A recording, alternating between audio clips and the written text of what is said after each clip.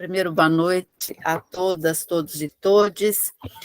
Hoje é a nossa 7ª oficina desse ciclo de oficinas rumo à primeira CNPD-PD, que é a Conferência Nacional Popular pela Democracia, Paz e Desenvolvimento, com justiça social e justiça ambiental.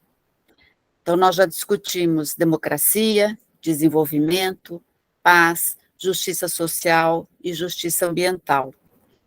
E educação, pulando a educação.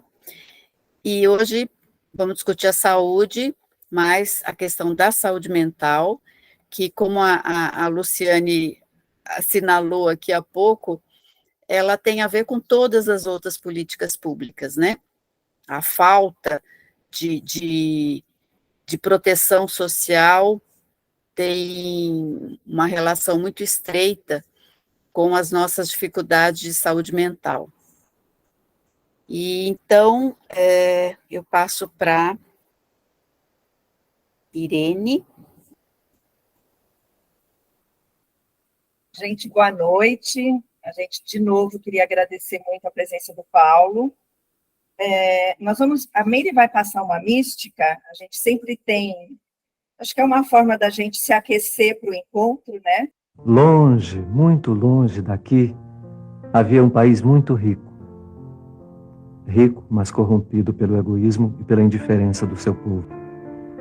Nesse país vivia um homem que ia todos os dias durante muitos anos para o meio da praça tentar convencer as pessoas a mudarem de atitude, a lutarem contra as injustiças. Quase ninguém ouvia. Um dia, um viajante que passava por ali lhe perguntou: há anos eu passo por aqui e vejo você lutando para tentar modificar as pessoas. Por que você continua? O homem respondeu: é simples. Se eu desistir, elas é que terão conseguido me modificar. Acho que a gente pensou nessa mística, acho que ela por si só nos representa, né? Mas quando eu pensei, a gente pensou um pouquinho em falar sobre ela, eu pensei muito no nome, né? O Caetano dá o nome de ethos manifesto. E aí, se a gente pensar no conceito da palavra ethos, ela vem da origem grega, né? E é a palavra que dá origem à ética. E pensando numa coisa bem ampla de ética, né? Que é a forma do homem estar no seu meio social, né? Então, assim, a gente começou a fazer acho que uma aproximação dessa fala dele com a gente, né? No sentido dessa identificação com esse homem que está na praça, né? Às vezes até tentam tirar a gente da praça, como o Paulo estava falando, dessa dificuldade da gente fazer as lives e caírem, né? E aí pensando que nós também, acho que estamos na praça. Eu acho que a gente está na praça de várias formas. Esta oficina é estar na praça. Acho que estar na praça é a gente estar na Conferência Nacional de Saúde. Estar na praça é a gente estar na Conferência Nacional de Saúde Mental. Estar na praça são todas as outras formas que a gente procura se manifestar, né? Então, eu acho que as nossas praças são todos os nossos espaços de militância. Acho que isso tem uma aproximação muito grande com a gente, né? São os espaços que a gente tem de persistência. Acho que esse é um grupo, como tantos outros, que persiste, né? E acho que a gente persiste numa trajetória muito ética, e de uma forma que eu acho que a gente pensa num caminhar ético de quem não sai da praça, por mais que existam aqueles que queiram nos retirar da praça, né? Acho que são aqueles que vão sempre resistir. Acho que nós somos este homem que está na praça. Acho que esse acho que é para a gente acalentar um pouquinho o coração, para ouvir as grandes histórias do Paulo. Eu vou passar para a Eliana. Boa noite, turma. Coube a minha apresentação do Paulo, né? Mas antes de fazer a apresentação formal toda do Paulo, eu queria agradecer a oportunidade de estar com ele aqui, né, Paulo, e te agradecer por você, pelo teu caminho, né? Para a gente, você é uma lamparina, assim, que vai na frente, nós vamos atrás, assim, seguindo, né? Você vai dando um horizonte para a gente, né, nessa questão da saúde mental, e eu acho que agora nós estamos com essa questão complicada aí dos manicômios judiciários, né, e a gente queria muito ouvir você nessa questão, né, e a gente convidou o Paulo, eu acho que como uma referência norteadora na área de saúde mental, né, para nos acompanhar nessa preparação da primeira conferência, né, Nacional Popular pela Democracia, Desenvolvimento, por Justiça Social e Ambiental, porque essa conferência, né, essa preparação toda que a gente está fazendo com esses temas e a conferência, ela tem uma questão que eu acho muito bonita, que o Luiz Bacejo fala, ela é um sonho, né, e é um horizonte a ser alcançado. E eu acho que o Paulo, né, nesse sentido, ele participou da construção de um sonho, né? Ele participou, coordenou a construção desse sonho de uma mudança estrutural na área de saúde mental no Brasil, tanto na questão de legislação, na questão da prática de atendimento, de clínica, no protagonismo dos movimentos sociais, principalmente na mudança do imaginário e da prática social em relação ao universo do intenso sofrimento psíquico ou da loucura, né? Então, tem como diz a Luciane, tem uma sinergia muito grande, assim, desses sonhos, desses ideais, né, do caminho que o Paulo fez, né, e da gente que está nesse caminho em relação à primeira conferência, né. Nesse momento de redemocratização política e social, acho que a gente guardou o fogo, né, nesses períodos de trevas, e agora é a hora de sonhar, é a hora da gente ir. E como o Paulo começou falando de cultura, eu queria trazer um pouquinho aqui em São Paulo, não sei se vocês estão acompanhando, a 35ª Bienal de Arte de São Paulo, né? O tema dessa Bienal de 23 chama Coreografia do Impossível, né? E que eu convido todos a visitar, é uma exposição muito bonita, e que fala nesse sentido, que a gente tem que dançar, coreografar em busca do impossível, ou dito de outra maneira, de um sonho, de um projeto, de um ideal. Paulo vai nos apresentar uma história dessa coreografia do impossível, que foi possível, né? E que ele foi um dos que nos norteou nesse caminho, construída na área de saúde mental desde 1960. Para nos acompanhar na construção de outro sonho, de integração de políticas públicas visando um sistema de proteção social e garantia de direitos.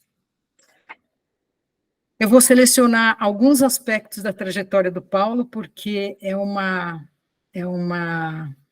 caminho muito grande de ação e trabalho comprometido na construção desse sonho, das questões dos direitos humanos, né? Então, para apresentar o Paulo, ele é capixaba, né, Paulo? Nasceu em Colatina, mas toda a formação dele, ele já foi para o Rio de Janeiro, né? Então, ele fez especialidade em psiquiatria, foi um dos pioneiros do movimento da reforma psiquiátrica, foi presidente nacional do SEBS, acho que por 2 vezes, e lá ele foi editor da revista de Saúde em Debate, foi representante eleito do Movimento Nacional de Luta Antimanicomial, né? Mestre em Medicina Social, com doutor em Políticas Públicas, com estágio em doutorado em Trieste, sob a supervisão do Franco Rotelli, fez pós-doutorado em Imola, na Itália, com Ernesto Venturini, é doutor em honoris causa na Universidade Popular das Madres da Praça de Maio e membro consultivo da Plataforma Brasileira de Políticas de Drogas, autor de diversos textos muito gostosos, entre eles Teoria e Crítica em Saúde Mental, Loucos pela Vida, O Homem e a Serpente, Saúde Mental e Formação Crítica, Psiquiatria sem Hospício, Loucura e Transformação Social. Foi coordenador do projeto Loucos pela Diversidade, que ele falou com a gente agora, né? Convênio entre o Ministério da Cultura e o Ministério da Saúde. Sua atuação acadêmica e política tem sido voltada para os seguintes temas: reforma psiquiátrica, saúde mental, epistemologia, filosofia da ciência, políticas públicas e saúde.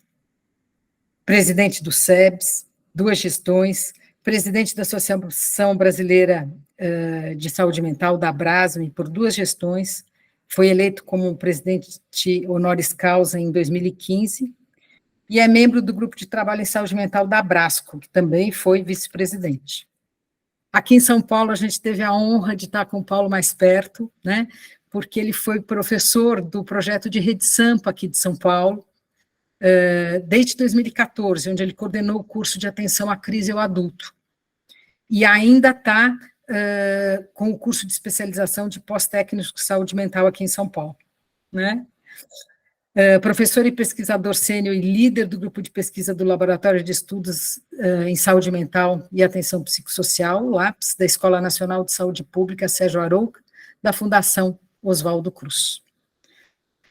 Este é o Paulo. Vamos lá? Está com você, Paulo.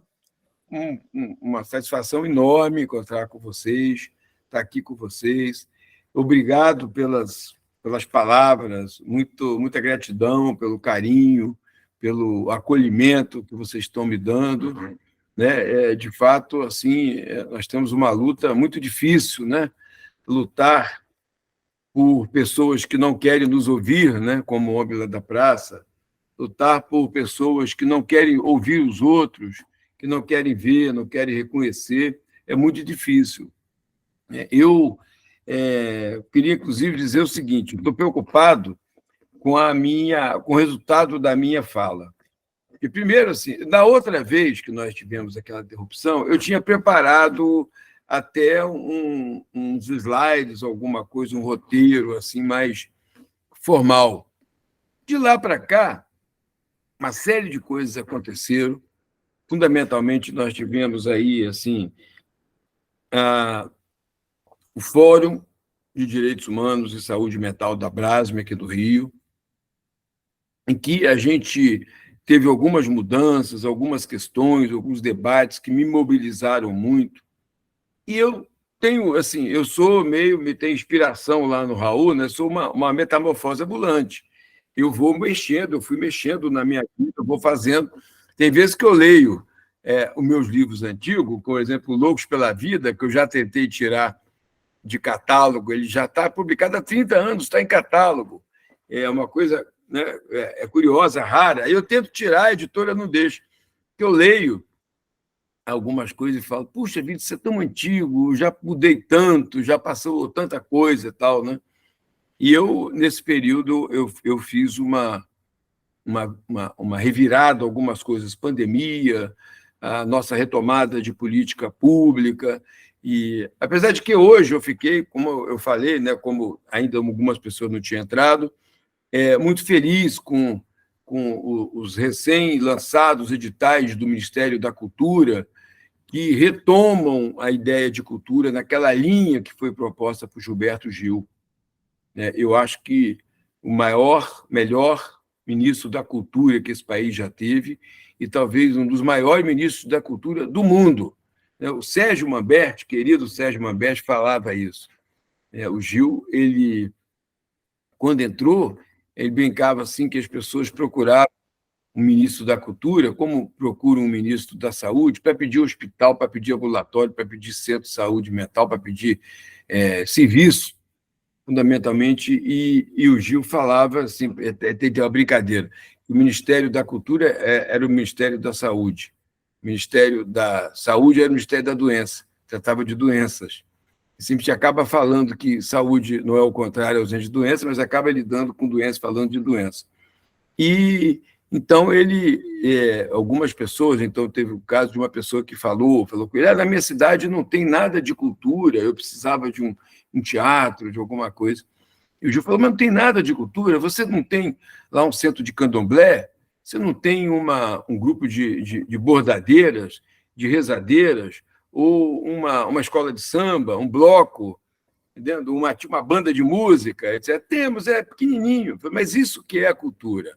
A cultura são os pontos que reproduzem a sociedade. os significados, as tradições que dão o sentido à vida, né? Então, o ponto de cultura é um equivalente ao ponto de acupuntura.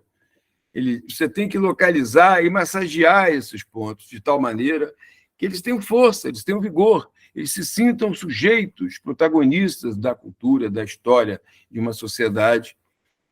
E porque a cultura não é aquilo que só está no teatro, no grande teatro, a cultura europeia, da colonização, o modelo, né? O Ariano Suassuna brincava muito com isso também, dizia, alguém falou com ele, o teatro nasceu na Grécia, ele falou o teatro grego.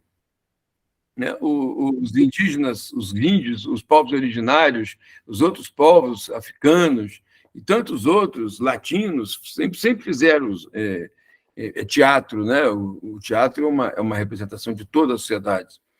Então, hoje foi muito importante assim, a gente ver a discussão sobre o edital, né? Pontos de cultura, que vão ser, então, reativados, estimulados, que foram criados, então, naquele período, e depois não só foram desestimulados, desfinanciados, como também, em muitos casos, perseguidos, que pontos de cultura ligados a segmentos da diversidade cultural específica, você sabe, quilombola, povos africanos, populações indígenas, ciganos, grupos LGBT, pessoas com vulnerabilidade social, e eu estava querendo evitar o saúde mental, hein?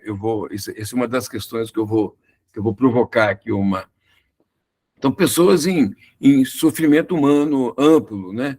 E então esse ponto de cultura, eu acho que vai ser uma iniciativa muito importante que a gente vai retomar uma ideia de que cultura não é aquela coisa de uma certa dominação, né? E o Gil falava isso. Eu não faço distinção, a ideia de belas artes tem aí um valor de julgamento moral, de dominação, de colonização, as artes primitivas, as artes degeneradas, as artes populares, o folclore, né? Todas essas expressões, em determinado contexto, elas visam desqualificar a outra arte, né? O Eduardo Galeano fala dos ninguéms, né? Os ninguéms são as pessoas que existem, porém são negadas. Eu acho que o Silvio Almeida até teve uma inspiração nessa, que falam, que não falam idiomas, falam dialetos, que não têm religiões, têm superstições, né? Então, que não fazem arte, fazem artesanato, etc. Os ninguéms, né? Que não vale a bala que os mata. Isso, o Eduardo Galeano tem um escritor militante, né, uruguaio, que nos deixou há algum tempo, e que fez parte lá do Fórum Social Mundial, um dos fundadores do Fórum Social Mundial, e da ideia de um outro mundo é possível. E, então, bem, essa discussão de cultura é muito importante, essa virada, né, de retomar a importância de reconhecimento da cultura como os mecanismos, meios de reprodução social que as comunidades têm, né, reproduzindo as suas identidades, valorizando a sua forma de pensar a vida, sua cosmovisão de relacionamento. E outro edital, como eu falei, homenagem a Sérgio Manberti, chama edital Sérgio Manberti, um querido amigo, vocês sabem, militante, um dos fundadores do Partido dos Trabalhadores, fundador da Secretaria Nacional da Identidade e da Diversidade Cultural, a única secretaria com essa característica no mundo inteiro. Né? A única característica dessa. Eu me lembro que o Manberti dizia que foi numa convenção internacional da diversidade cultural e com o Gilberto Gil, e ainda bem que estava o Gilberto Gil e o Manberti lá, que a Condoleezza Rice fez uma apreensão aos países latinos, os países em desenvolvimento, que estavam querendo construir uma política de cultura, dizendo que os Estados Unidos já produzia cultura para esses países. Para que eles iriam querer fazer as suas próprias políticas de cultura? Né? Encontrou como debatedor Gil e Manberti. Né? Então, essa ideia de que uma cultura... Bem, isso para situar um pouco esse dia e essa animação que eu fiquei, né? Esse ânimo de reencontrar algum caminho. Eu acho que esses dois caminhos são muito importantes. Então, eu não tinha feito, eu falei, uma apresentação assim formal, fiz uma lista de questões que eu tenho pensado, que eu queria, tentando aí pedir o Fábio para me dá uma apreensão também, não falar tanto, que eu falo que não vou falar, mas eu tenho o hábito de falar muito, mas o que eu gostaria mesmo é de ver o debate, de ouvir as questões e tal, né? Então, primeiro, assim, a gente fez um movimento que chamou de luta antimanicomial, né? Esse movimento nasceu como movimento de trabalhadores em saúde mental. Depois, em 86, nós fomos na Argentina, num evento muito importante, chamado Rede Alternativas à Psiquiatria. Enquanto que estava Franca Basaglia, que estava o Robert Castel, que estava o Félix Guattari, e o Franco Rotelli, e Alfredo Moffat, muitas pessoas de lá da Argentina. Nesse encontro, o lema era por uma sociedade sem manicômios. Eu queria lembrar que esse lema não foi construído em Bauru, ele foi lema em Bauru, mas ele veio na nossa bagagem política lá da Argentina, naquele evento histórico que teve lá em dezembro de 86, que acabou com uma marcha na Avenida de Maio, ali desde onde tem a sede das Mães da Praia de Maio, no Congresso, até a Casa Rosada, com uma marcha chamada Não ao Ponto Final, que era uma tentativa de anistia aos torturadores, que, ao contrário do Brasil, a Argentina não aceitou. Alguém falava, vamos dar um ponto final nisso, anistia total, ampla e restrita. Os argentinos não aceitaram, e foi nesse momento que a gente fez aquela... Nesse momento, a gente tomou assim, consciência de que a ideia, o manicômio, não é o prédio do hospício, o manicômio não é o hospital psiquiátrico, né, apenas. Nós passamos a falar manicômio, inclusive, para chamar a atenção de que o manicômio, hospital psiquiátrico, em geral, civil, digamos assim, não tem nada de diferente do manicômio judiciário. No certo sentido, ambos são feitos para pessoas que, no fundo, não têm um problema mental, rigorosamente. São pessoas que são acusadas de terem um problema mental. Recebem um diagnóstico. Se você for entrar hoje nos manicômios judiciários do Brasil, você vai ver que estão pessoas que são predominantemente pretas, negras, pobres, periferia, despossuídas, sem educação de base, sem dentes, mas não é que eles ficaram desdentados lá. Eles já eram pessoas, assim como nas Cracolândias, entre aspas, são pessoas... Me lembro que o discurso oficial, o Osmar Terra, né, brigou com a Fiocruz, ele queria provar que as pessoas que estão na Cracolândia caíram de vida por causa do crack. E a pesquisa demonstrou que não, que eram pessoas já estruturalmente desprovidas de direito de trabalho, de educação, de dentes, né, de saúde, de plano de saúde, de assistência à saúde, mesmo pública. Pessoas ficavam tão à margem que nem uma UPA, nem um ambulatório, às vezes, nem saúde da família elas não tinham. Vocês viram daí a nossa iniciativa, a iniciativa brasileira de criar os consultórios de rua, consultório na rua, é toda uma outra política. Então, essas pessoas, nós discutimos, o manicômio não é só aquele hospital, né? Então, a gente usou a expressão manicômio para chamar a atenção que, recebendo um diagnóstico psiquiátrico, que falando em terminologia de ciências sociais, uma categoria de acusação, você não precisa provar, até porque não tem prova que alguém tenha um transtorno mental. A Associação Norte-Americana da Psiquiatria está há anos tentando provar, inclusive no caso da depressão, que é um distúrbio da serotonina, da captação, não tem prova, não se consegue.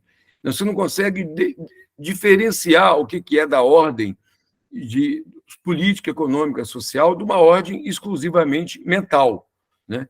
Eu estou falando que eu vou criticar o mental, porque a gente tem saúde mental e tal, e a gente criticando o cartesianismo, a divisão artificial de mente-corpo, homem-natureza, nós acabamos falando que é um sofrimento mental, e o sofrimento é humano, é incapaz é social. É impossível diferenciar um sofrimento apenas mental de um sofrimento que é o quê? É biológico, é social, é cultural, né? Então, essa ideia do sofrimento humano não resolve, mas é uma provocação para que a gente possa lembrar que o Franco Rotelli, acho que foi Eliana falou que eu fui orientando do Franco, querido amigo, faleceu esse ano também, escrevi uma homenagem a ele numa revista argentina, Eu falei, semana que vem eu vou ser homenageado pelo Estado argentino, pelo governo argentino, mas uma homenagem de Estado lá no antigo centro de tortura da Argentina. Não sei se vocês sabem, a antiga Escola de Mecânica das Forças Armadas, EXMA, onde existiam a maior parte das torturas. Tinha uma casa de tortura de mulheres, que era uma coisa terrível, estava tendo uma exposição lá a última vez que eu fui, sobre como eles torturavam as mulheres, as várias técnicas de tortura. E hoje, essa casa, eu tive a honra também histórica de, uns 15 anos atrás, no governo Kirchner, essa casa foi desapropriada dos militares e se transformou na sede de todos os movimentos de direitos humanos. Movimento de direitos humanos da Argentina, das Mães da Praça de Maio, todos os movimentos sociais, trabalhadores, feministas, movimento contra o racismo, todos têm sede nesse local que serviu para a tortura, a exclusão, a violência de Estado, o terrorismo de Estado, hoje é um local de inclusão, de participação social. E lá eu fui no dia que essa casa foi tomada, com movimentos sociais de todos os cantos da Argentina, e eu acompanhando a Hebe de Bonafini, então presidente das Mães da Praça de Maio, entrei nesse momento histórico lá. E agora estou indo, já fui algumas vezes, mas estou indo receber essa homenagem em luta pelos direitos humanos na América Latina.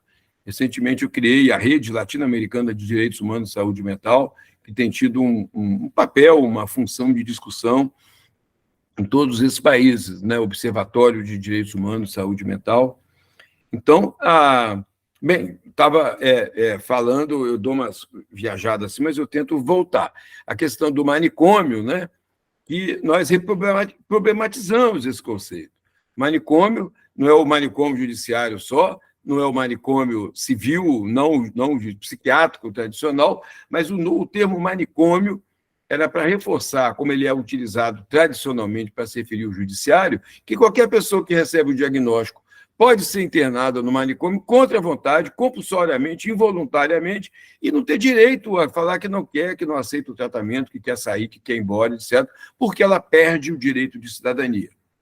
Ela perde à medida que você acusa alguém de portador de transtorno mental, essa expressão terrível, ela perde o direito de decidir pela sua própria vida, de cuidar de si, etc., etc. Tudo passa a ser feito por decisão da sociedade, da família, do Estado, da igreja, de outras instituições. Então, essa foi a primeira questão que eu queria levantar. O manicômio é uma expressão que passou a servir para nos fazer refletir sobre todas as formas de exclusão. Ele não necessariamente é no prédio, ele pode estar no prédio, ele pode estar na rua ali da Cracolândia, chamada Cracolândia. O Cracolândia é um manicômio, é uma expressão de manicômio. O racismo, o sexismo, as violências sociais são formas de manicômio, de exclusão. O manicômio é um olhar que exclui, é um olhar que diz que o outro é inferior, é um saber, é um conceito, é um gesto que determina que alguém pode dominar, determinar a vida de alguém. E esse lema, então, por uma sociedade sem manicômio, foi muito importante para que a gente pudesse repensar a questão do manicômio. E, de fato, lá naquele encontro histórico de Bauru, né, você sabe por que foi em Bauru, né? Que Davi Capistrano era secretário de saúde de Bauru, antes de ir para Santos, e lá, então, Davi, fundador do SEBS, né, é um dos grandes intelectuais orgânicos da saúde coletiva no Brasil, é fundador do SEBS, né, depois foi Sérgio Aroca e outras. O Davi atraiu para Bauru essa possibilidade de fazermos um encontro onde se transformava a concepção de manicômio e da luta. Então, o movimento que era de trabalhadores em saúde mental passou a ser um movimento social por uma sociedade sem manicômios. A ideia originalíssima na época, ousadíssima, de envolver os usuários.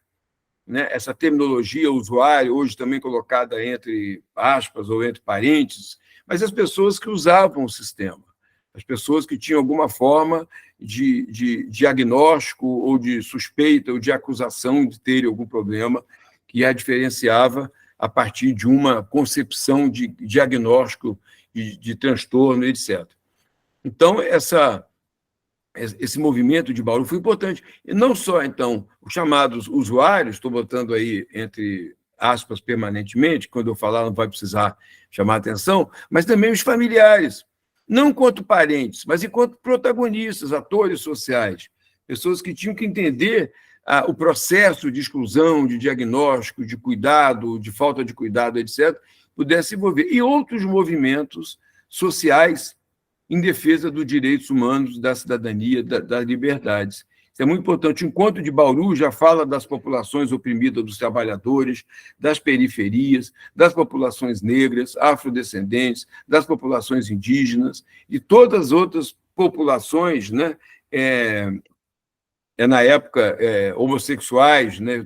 Não se usava LGBT, etc., mas já aponta para essa questão, aonde que passava essa discussão do manicômio, né, das práticas de exclusão, chamando a atenção. Os hospícios, né, na prática, eles não estão exclusivamente com pessoas que tiveram diagnóstico psiquiátrico.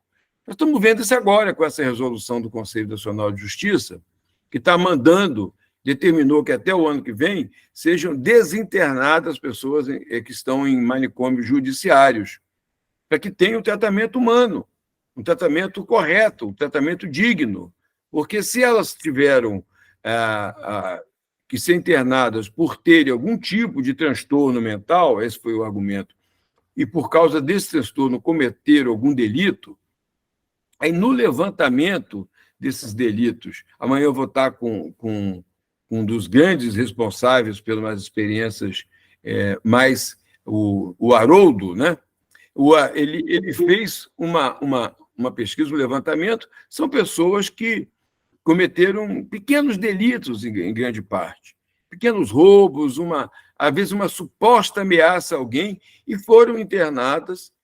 Como não foram julgadas, são consideradas como ação de proteção, elas são possíveis, são inimputáveis, não podem ser culpabilizadas porque estavam sob um ato decorrente de um transtorno mental. Então, elas são internadas por medida de segurança, com um tempo de internação mínimo de 3 anos, na maior parte das vezes, e que não são nunca mais retornadas à sociedade. Então, você tem pessoas com 60, 50 anos dentro dessas instituições por um crime absolutamente, ou uma acusação de crime, de delito, inexpressivo. Então, e sofrem condições, né? Sofrem condições muito violentas. São instituições com a ideia de que, além de louco, foi criminoso, são instituições onde as pessoas estão nuas, subnutridas, descuidadas de todas as formas, sem direito, às vezes, à alimentação mínima, à água, etc., à roupa e tudo mais.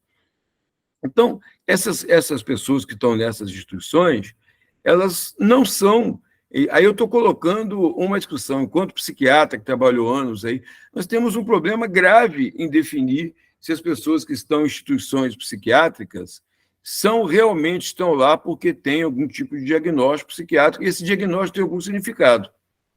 Então, nessas instituições de manicômios judiciários, nos hospitais que nós vimos, né, São Paulo tem uma experiência muito rica, lá no ano 2007, mais ou menos, desinstitucionalizou milhares de pessoas, hospitais como Santa Rita do Passa Quatro e outros cantos aí, grandes hospitais. Essas pessoas passaram a viver em residências e você, depois de algum tempo convivendo com elas, você não encontrava nada que indicasse que elas tinham um transtorno mental incapaz, que impossibilitava de viver em sociedade. Ao contrário, o que você encontrava eram sinais de um processo de institucionalização, de afastamento, de silenciamento, de perda de direitos, de utilização massiva de medicamentos que causam efeitos colaterais graves, de cinesia tardia, obesidade, hipertensão, entendendo? Vida sedentária.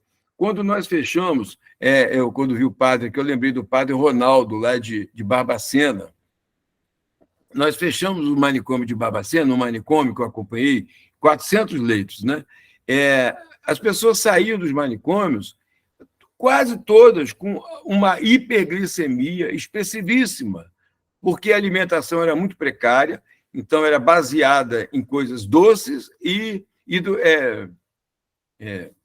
chama?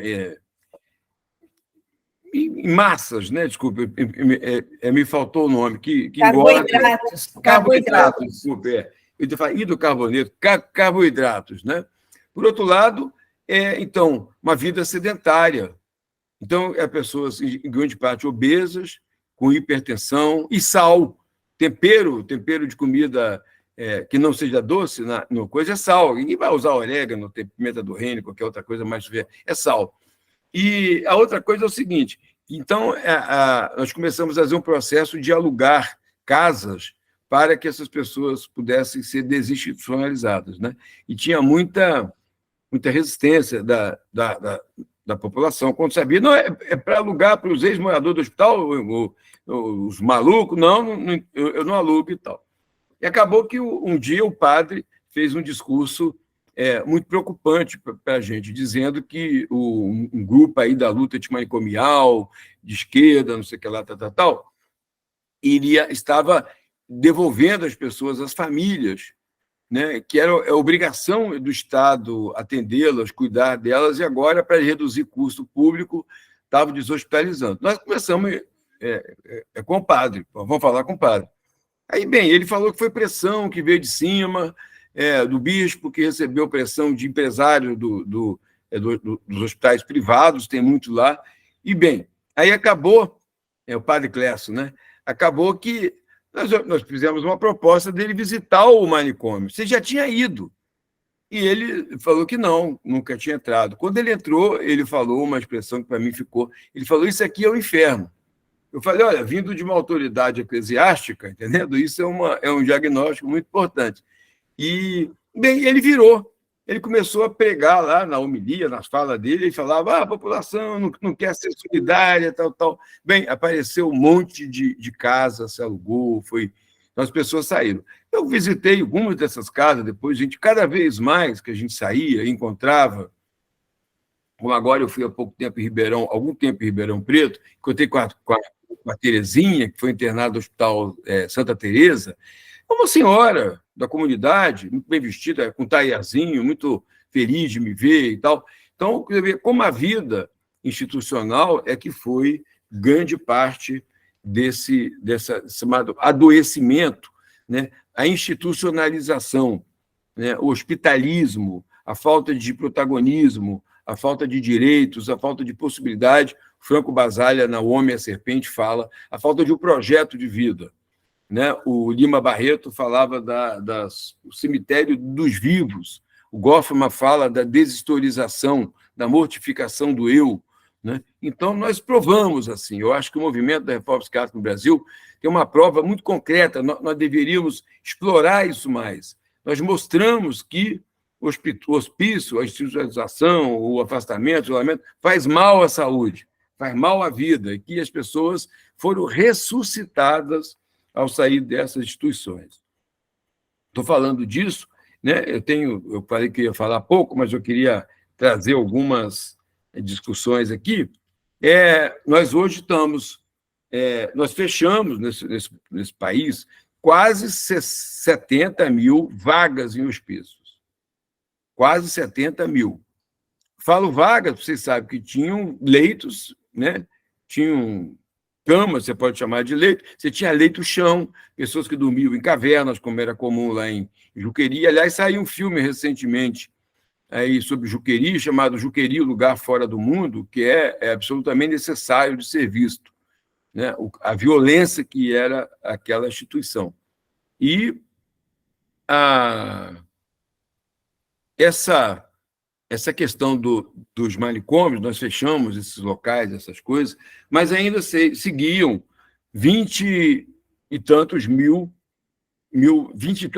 vagas nessas instituições psiquiátricas, que foram reforçadas, revitalizadas no período do governo anterior, né? Passaram a receber recursos para os hospitais aumentarem os leitos, entendendo? Nós tivemos um retrocesso. Mas, mais do que isso, eu acho que é a questão das comunidades terapêuticas, que é um processo massivo, pesado, violento de exclusão, de violência, de uma maneira geral.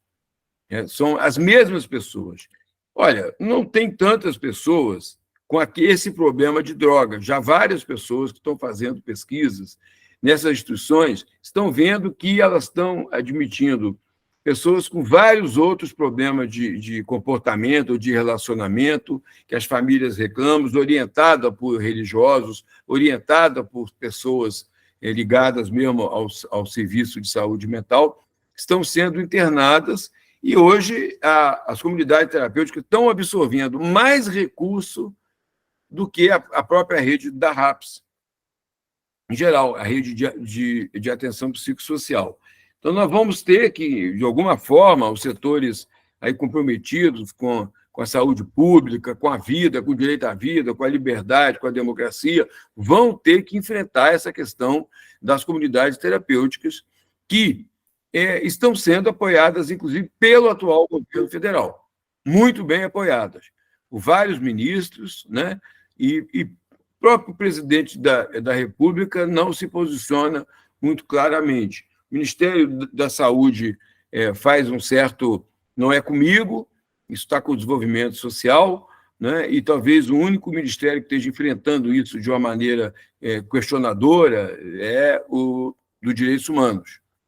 Né? Então, eu acho que essa questão das comunidades terapêuticas é um ponto central nesse debate do grito dos excluídos, nas conferências que nós estamos fazendo. Não podemos deixar como ponto eventual alguma coisa. É central, porque ele está aumentando a patologização, a exclusão, a violência. Nós vemos casos de violência e de mortes praticamente todos os dias, e isso com todo o controle que tem, porque são ligados a igrejas, a grandes políticos, a grandes empresários, né, que estão fazendo isso. Essas instituições servem como massa de manobra para justificar o grande repasse. Então, são populações, como eu dizia, esses excluídos, né, das políticas públicas, que não dão educação, que não dão vida digna, que não dão trabalho, que não dão cultura, que não dão... Então, aquelas pessoas, lá que o Michel Foucault falava na grande internação, né, no grande internamento, ele chama atenção para a gente. Olha, não foi a psiquiatria que criou o hospício. O hospício criou a psiquiatria. O hospício é o a priori da psiquiatria. É a partir da necessidade de dar legitimidade a um conjunto de pessoas excluídas é que se fundou uma categorização. Felipe Pinel fez uma primeira classificação, que, aliás, muito olhado de hoje, vendo de hoje, muito estranha, né? De imundos, sujos, né? Sórdidos, entendeu? Então, a instituição já pré-existente que vai fundar um saber que justifica a exclusão. Quem eram aquelas pessoas? Como Foucault lista, os imundos, os vagabundos, os geral, etc., os devassos, são as pessoas de hoje, chamadas de outra forma, pessoas que nasceram fora da cobertura de proteção do Estado, que não tiveram um nascimento digno, uma casa digna, uma vida digna de bairro, não tiveram educação, não tiveram formação profissional, não tiveram proteção do Estado. Ao contrário, né, na maior parte das vezes, sofrem a ação predatória, né, do Estado, violenta do Estado, que invade as comunidades com os caveirões, entendendo? Com as milícias, etc., autorizando, né, uma certa necropolítica. São pessoas que estão aí para morrer, às vezes por ação direta, como invadem a comunidade de Manguinhos e frente a Fiocruz e matam crianças, matam a tiro do helicóptero, assim, na rua, sem ver exatamente a quem estão atirando. As crianças lá representam muito bem isso nos desenhos, os helicópteros atirando, matando pessoas, assim, sem saber quem é, que depois se encontra uma justificativa. Ou estão aí para morrer pela ação da própria, entre aspas, guerra do tráfico, promovida com essa ideia do combate ao tráfico, etc., e também por ações outras de falta de alimento, falta de direito, falta de trabalho, etc. São as mesmas pessoas que estavam lá na instituição que Foucault estudava, né, do grande internamento, que estão hoje nos manicômios, estão hoje nos manicômios judiciários, estão hoje nas comunidades terapêuticas, estão hoje nas chamadas Cracolândia, nas ruas, nos guetos, nas comunidades, nas favelas, né, pessoas que lutam para sobreviver e que têm como pior inimigo as políticas públicas, na maior parte das vezes. Então, eu acho que essa é uma questão. E as comunidades terapêuticas vêm vindo, não só no sentido de administrar uma parcela dessa população que não vai diretamente encaminhada para a morte, mas que serve para justificar o repasse milionário, ou trilionário, multimilionário para essas instituições, que também significam currais eleitorais, compra de votos, clientelismos, uma série de outros benefícios, né? Não é à toa que nós estamos vendo como as igrejas estão entrando nisso. Queria marcar mais um ponto aqui, que eu estou muito preocupado também. São mais 2 pontos, eu falei, para ver se a gente conseguia liberar. O processo de medicalização e patologização da sociedade que nós estamos vivendo, que está tudo virando problema de saúde mental. Por isso, eu estou propondo que a gente suspenda, falando aí numa linguagem basaliana, rosseliana, né? Suspenda o conceito de saúde mental, porque ele está servindo para tudo. Precisa falar a minha saúde mental, a saúde mental da população, a saúde mental da empresa. A Mil agora está preocupadíssima com a saúde mental da empresa, vendendo o plano de saúde que pessoas e tal, como se a questão do bem-estar, da dignidade, né, dos direitos sociais, o direito à participação, à inclusão social, fosse questão de saúde mental. Então, você desloca o debate político do desemprego, da opressão, da falta de significado, cada vez mais, num mundo altamente capitalista, vai provocando e estimulando o individualismo competitivo, destrutivo, né? E que as pessoas vão ficando cada vez mais desprovidas, tanto daquelas políticas, mesmo aquele segmento da população que, em certo sentido, se beneficiava do welfare, do estado de bem-estar, tinha o SUS, o plano de saúde, tem educação gratuita, tem aposentadoria. Nós estamos vendo isso tudo desmoronando no mundo inteiro e no Brasil, no mundo inteiro, né? Ainda bem, a França está lá resistindo à questão da aposentadoria, da diminuição. Nós estamos vendo esse discurso hiperliberal dizendo que o Estado tem que sair de tudo tem que ser privado. Então, cada vez mais, os serviços de saúde de São Paulo viraram OSs, estão virando precarização do trabalho, os profissionais não têm como se comprometer com o trabalho, porque eles são dependentes de uma OS que vive a partir do lucro, da produtividade, etc., etc. Cada vez mais as pessoas têm dificuldade de um cuidado, de um assunto, de um tema, né, que elas pudessem dar segurança. Então, cada vez mais entregues à sorte, né, cada vez mais entregue ao empreendedorismo individual, né? Ou seja, a falta de política de proteção do trabalho, de promoção, etc., etc. Isso tudo está se remetendo para o campo da saúde mental, que barra transtorno mental. É como se a gente falasse saúde mental, mas pensando em transtorno. E eu tive claramente um papo com um médico da atenção primária, que ele falou, professor, tudo bem, mas eu não atendo problema de saúde mental.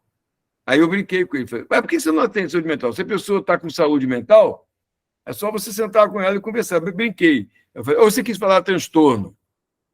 E aí eu também caiu para a minha ficha, né? Na verdade, o problema de saúde mental, o que é saúde mental? É um conceito que representa... Bem, por um lado, você pode dizer um campo da área da saúde, hoje virou assim. Tem saúde oral, saúde da mulher, saúde da criança, saúde do trabalhador, saúde mental.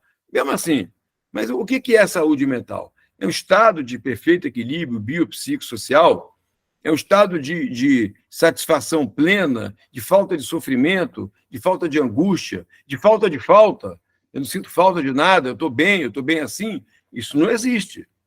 Né? Ao contrário, a gente sabe que a falta, o sofrimento, a necessidade de busca é que nos move, que nos move a construir coisas novas, projetos de vida, etc. Então, o termo saúde mental ficou uma preocupação. E está tudo sendo patologizado. Está tudo sendo patologizado. Todas as formas de comportamento, você vê, quase você não vê mais falar de uma criança, não vou falar nem de expressão normal, porque de perto ninguém é normal, como já dizia o Caetano aí, que falou na nossa mística antes, de perto ninguém é normal, né? Botando em discussão a ideia de normalidade. Normalidade é um conceito de referência a alguma coisa. Você está falando em referência, né, em comparação a alguma coisa. E, então, quando você bota o conceito de normalidade em xeque, também bota o de anormalidade. De perto ninguém é normal, nem é normal. Né?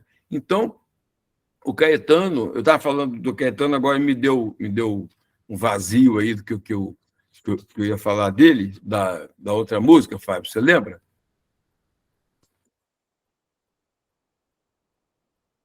Que eu associei Kátia Mota, que ia participar da chamada.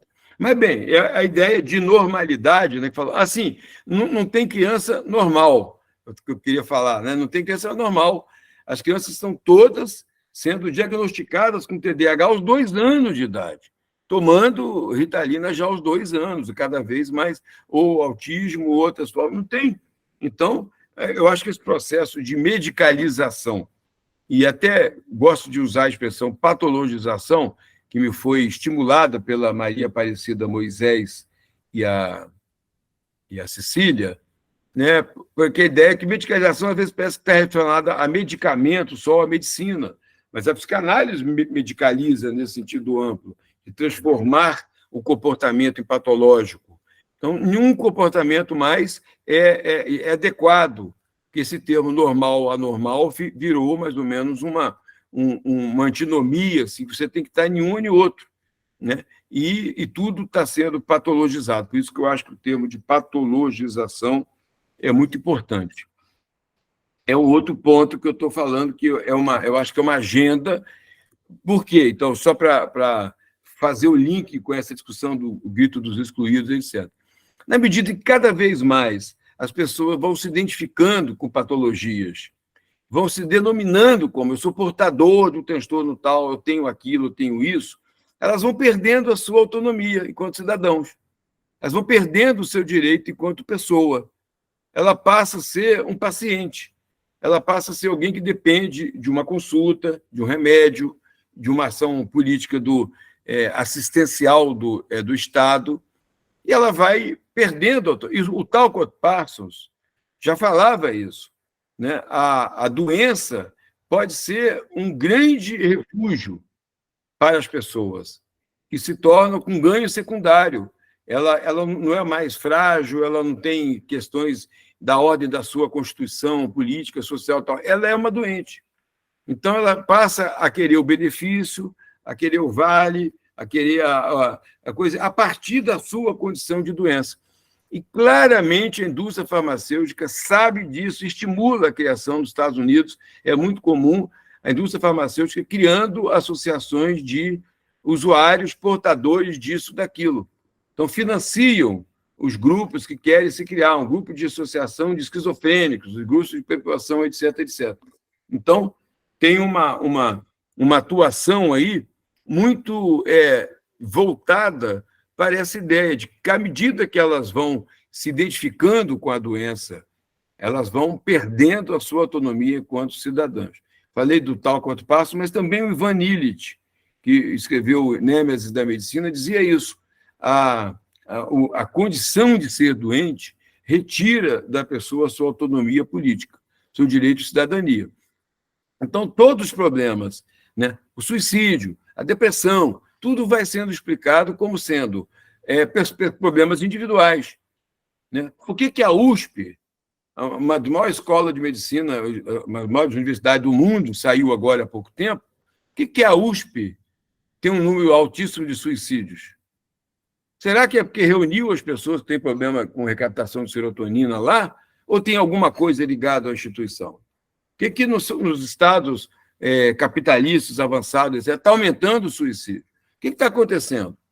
Então, nós temos que ter outras formas de pensar essa questão do sofrimento humano, né, a partir de outras categorias que não seja relação saúde-doença, um desequilíbrio, né? E como nós não temos uma teoria muito suficiente, nós não temos uma teoria suficiente para falar o que é transtorno, o que é normalidade, etc., a medicina tradicional, convencional, que se autodenomina de biomédica, que de biomédica não tem nada, que ela não tem um referencial epistemológico biomédico, ela não tem um referencial. Inclusive, a última tentativa aí de provar que a depressão, que seria o transtorno emblemático, paradigmático da teoria do desequilíbrio bioquímico, foi destruído, foi enterrado pela Joanna Moncrief e uma grande equipe internacional, com Ivan Kish e tudo mais. Então, eu acho que essa é uma discussão importante da patologização, da medicalização, como questão de direito, cidadania, direitos humanos, participação social, né? As pessoas não percebem que, quando reduzidas a pessoas com transtorno, elas vão se deslocando do lugar de cidadãos de direito para pessoas com dependência, são dependentes do Estado, da política, do medicamento, etc., etc. Isso é um processo, e com isso você desresponsabiliza a política, que produz desemprego, que produz sofrimento, que produz uma competição cruel, desleal, etc., etc., etc., né? E cada vez mais você vê isso aumentando, e cada vez mais os estados ditos de depressão e suicídio vão sendo vistos por uma ótica individual. E eu acho que uma das questões importantes que a gente teria que levantar é isso aí da coisa. Eu acho que no campo da política, agora, do Brasil, no momento, nós estamos muito ainda falando de assistência médica, assistência de saúde mental, psicológica, psicossocial, etc. Muito. E eu acho que a gente tem que repensar isso também. Que a questão não é só fechar o hospital, fechar o antimanicomial, está sendo reduzido, não aquela discussão toda que eu falei de direito, cidadania, de diversidade, mas está sendo muito traduzido como sendo um problema de mudança de modelo assistencial, de manicomial, hospitalar, médico biológico para psicossocial, etc. Não é só isso. Eu acho que a gente tem que ter claro isso. Nós temos que desmedicalizar as vidas. Isso implica em criar políticas. Então, curiosamente, a RAPS, né, aprovada em 2011, ela só fala de serviço. Quando ela fala em atividade cultural, estou vendo o Kaique agora entrando, em economia solidária, em centro de convivência, ela não libera recurso. Carlos Gentili de Mello, grande médico, né, foi nosso pioneiro da reforma sanitária, ele dizia: política sem financiamento história para boi dormir. Então, curiosamente, liberaram recursos para o hospital psiquiátrico, para a enfermaria psiquiátrica, hospital geral, para CAPS, para comunidades terapêuticas. Eu quero sempre botar também entre aspas, né, porque eu conheci comunidade terapêutica e estudei comunidade terapêutica antes dessa fraude, dessa ação fraudulenta dessas instituições religiosas, que não são comunitárias nem terapêuticas. Eu falei isso desde o primeiro momento, já virou até um lema por aí. As comunidades terapêuticas não são nem comunitárias nem terapêuticas. Eu até brinquei uma vez, como comunidades teratogênicas, né? Defeituam, deformam as pessoas, perseguem, maltratam, penalizam, matam, muitas estão morrendo. Então, a RAPS, ela privilegiou o serviço, ela privilegia a equipe, etc. Por outro lado, nós ainda temos um modelo assistencial muito medicalizado. Os CAPs prescrevem medicamentos, não só são obrigatórios a dar, falando que medicalização não é só medicamento, né? É também a ação de transformar algo em problema médico, algo que é da vida, da natureza, que tem que ser pensado, o sofrimento humano, ele não é uma questão médica, psicológica, psiquiátrica, é uma questão social da vida, tem que ser pensado complexamente, né? Então, quando você reduz essa ideia da dimensão, então, primeiro, a ideia que os CAPs dão diagnósticos à torta e à direita, adoidado, como diz, usando uma expressão da área da mental, né? dão um diagnóstico para todo mundo. Entendeu? A portaria 336 de 2002 dizia que era obrigatório a pessoa, para ser atendida no CAPS, ter um diagnóstico psiquiátrico. Ora, um diagnóstico psiquiátrico, na vida de uma pessoa, é um estigma, é uma marca para o resto da vida. E, além da marca social, você ser visto pela família, ela própria se pensar, não, eu tenho tal doença, eu tenho tal transtorno, então eu sou, é a transformação que se opera nela a partir do momento que ela passa a se pensar como alguém que tem tais e tais características, porque ela é doente. Ela precisa de tais e tais cuidados porque ela é doente, né? Então, ela vai saindo da sua autonomia e cidadania para ser alguém de dependência, né? Ou, literalmente, como a medicina tradicional fala, um paciente, alguém que depende de ações, etc. Então, a primeira questão nós temos que questionar esse modelo dos CAPs, centrados em diagnóstico. Segundo, já que dá o diagnóstico, os CAPs também hipermedicam, medicam muito. Ainda são centrados, apesar de fazer alguns trabalhos de arte e cultura, e há pouco tempo eu fui no CAPS, ele falou, professor, o pessoal me chama de professor por aí, eu não gosto muito não, me chama de Paulo. Olha só, nós fazemos muito trabalho de arte e cultura, temos isso, aquilo, economia solidária, cooperativa, mas nós não deixamos de dar o remédio todo dia. Eu falei, me destruiu, me desanimou, entendeu? Porque eu achava que vocês poderiam começar a desmedicar. Eu estou fazendo parte do Instituto Internacional para a Retirada da Droga Psiquiátrica. Nós temos que aprender a retirar a medicação. Da mesma forma que a pessoa toma um antibiótico, ela tem que parar um tempo, entendendo? E mesmo pessoas com doenças crônicas, degenerativas, substituem, conseguem mudar a vida, com padrões de vida, criar outras atividades. E eu tenho visto muitas histórias de vida de pessoas com história de hospital psiquiátrico, com história de diagnóstico psiquiátrico, que desmedicaram suas vidas. Passaram a fazer yoga, passaram a fazer entrar num grupo de teatro, ou uma banda, no Cidadãos Cantantes, no Loucos pela X, no Bibi Tantã, e que mudaram de identidade, saíram daquele lugar de que eu sou uma pessoa com transtorno, por isso eu só tenho que fazer isso, posso tomar isso e fazer aquilo outro, e que mudaram. Então, eu acho que essa é uma questão muito importante também da desmedicação e da desmedicalização dos CAPs. Por outro lado, como eu estava dizendo, então, a última questão, assim, a gente tem que pensar a reforma psiquiátrica, que a gente usou essa expressão, e toda a expressão é problemática, né? A luta antimanicomial, etc., para além da psiquiatria, para além da política de assistência. Nós temos que pensar a RAPS para além da RAPS, né? De como assim, enfim, em resumo, juntando toda a minha linha, aquelas pessoas que estavam lá nos manicômios quando nasceu o hospício, que o Foucault falou, a grande internação, as pessoas que estão hoje nos hospícios, as pessoas que estão hoje em várias dessas instituições de assistência, de cuidado, de gestão da pobreza, da miséria, nos guetos, quem elas são? São pessoas desprovidas de direitos, são pessoas desprovidas de políticas públicas de proteção, de promoção da vida, né? Lembrar que quando nós escrevemos o documento do SUS, né, eu sempre falo isso, ele chamava a questão democrática na área da saúde. Ele não era uma nova sistemática, um novo modelo assistencial. A questão democrática. E democracia entendido como democracia econômica, social, racial, sexual, democracia como direito de participação. Então, a gente precisa estimular políticas de ocupação da cidade, de retorno da cidade, de direito da cidade, transformar, né, também esse racismo territorial dentro das cidades que protegem determinados segmentos e afastam outros, proíbem, cercam, maltratam, assassinam, etc., etc. A gente tem que ter políticas de produção de vida, de cultura, né?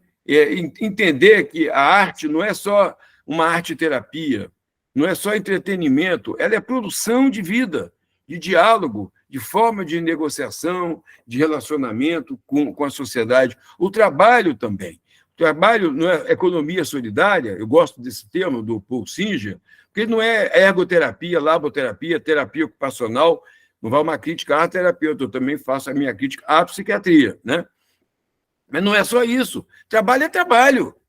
Trabalho é produção de vida, de significado, de identidade, de reconhecimento, né? De outras formas de pertencimento, entendendo? De valor social. Então, a gente tem que entender que é fundamental, nesse momento, que o hiperliberalismo destrói os trabalhos, né? Os trabalhos coletivos, destrói o público, destrói as instituições, destrói tudo. Destrói as atividades de cultura, fazendo tudo como o grande mercado do show business, né?